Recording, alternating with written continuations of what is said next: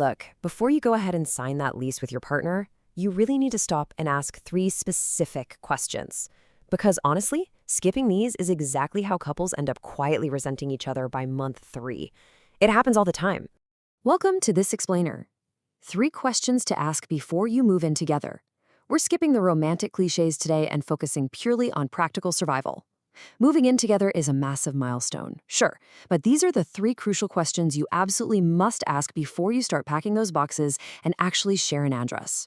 Okay, let's dive into this. When you're taking this huge step, the big question isn't, do we love each other? I mean, we're assuming you already know that part, right? The real test comes from the deeply practical questions. The uncomfortable ones that literally nobody wants to ask. And why is that? Because they feel profoundly unromantic. It kind of feels like you're jinxing things or just totally killing the mood right when you're starting this exciting new chapter. But listen, these are exactly the questions everybody needs to tackle if you want to actually sustain a living arrangement for the long haul. Question 1, splitting the money. This is our first major hurdle. And just to be incredibly clear here, we're talking about splitting absolutely everything, not just, dividing the monthly rent check in half. Think about all those hidden costs that inevitably creep up on you. The weekly groceries, the Wi-Fi, electricity, or here's a fun one, figuring out who pays when the fridge suddenly breaks down on a Sunday morning and you have to call an emergency repairman. It's so easy to overlook these operational costs when you're caught up in the sheer excitement of getting a new place. But man, they pile up incredibly fast beyond that baseline rent. And let's be real, the awkwardness of constantly asking your partner to Venmo you for milk or paper towels, that is exactly the kind of thing that just drains the romance right out of a home. So what usually happens when you don't talk about this stuff? Let's trace the timeline. On day 1, couples naturally assume, hey, we'll just figure it out. It feels easy, breezy, and cooperative. But then we hit month 3. And now you're entirely avoiding the topic because bringing up money out of nowhere just feels awkward, maybe even a little petty. And by month 6, oh boy, that naive assumption of just figuring it out inevitably morphs into quiet resentment.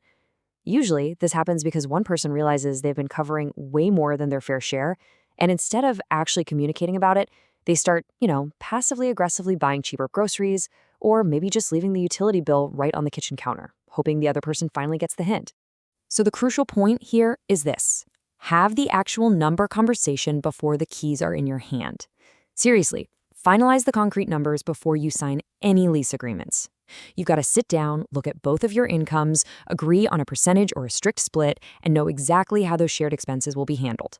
Do not leave your financial harmony to chance. Because just assuming it'll all magically work out, that is an absolute guaranteed recipe for financial stress. All right, moving on to question 2, defining clean. Now, I know what you might be thinking. Cleanliness sounds like a really small detail compared to, say, managing your shared finances. But let me validate this for you right now. It is absolutely not a small detail. In fact, it's huge. And this brilliantly illustrates the massive gap in perception between partners when it comes to shared spaces. To one person, their internal definition of cleanliness allows them to look at a messy living room and just think, fine, I'll do it later. But to the other person, that exact same situation triggers instant anxiety. Their brain is screaming, this apartment is falling apart. That is a fundamental disconnect in how 2 completely different people experience the exact same physical space. And this is exactly what that disconnect leads to. Failing to define your cleanliness standards up front almost guarantees that you're going to end up having the explosive dishes in the sink fight. And it's always at like 11 p.m. on a random Tuesday, right? The dread of coming home from a long day at work to find a sink full of crusty pans and then realizing your partner genuinely doesn't even see it as a problem, that just builds up over time until someone finally snaps. You need to talk about what clean actually means to each of you right now. Do it in the calm light of day, not mid-argument when everyone is already exhausted and super defensive. And that brings us to question 3, the breakup plan. This is the big one. What happens if we break up? It requires a major shift to a deeply pragmatic mindset. Look, nobody wants to plan for the ending before they've even started. It feels completely counterintuitive, almost pessimistic even, especially when you're so in love and excited about building a future together. But honestly, it is the ultimate test of maturity in any relationship.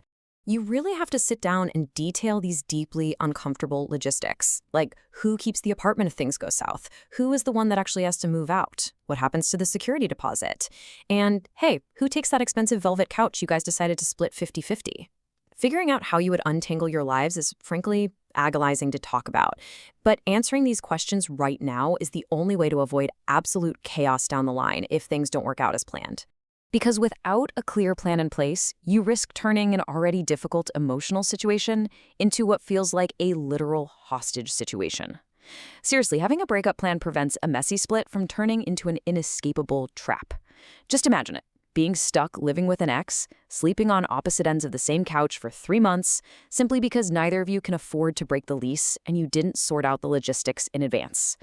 That is a living nightmare, and it's one you can entirely prevent. And here is the really fascinating part about all of this. Couples who talk about this up front actually fight less. I know, it sounds crazy, but it's this amazing paradoxical benefit.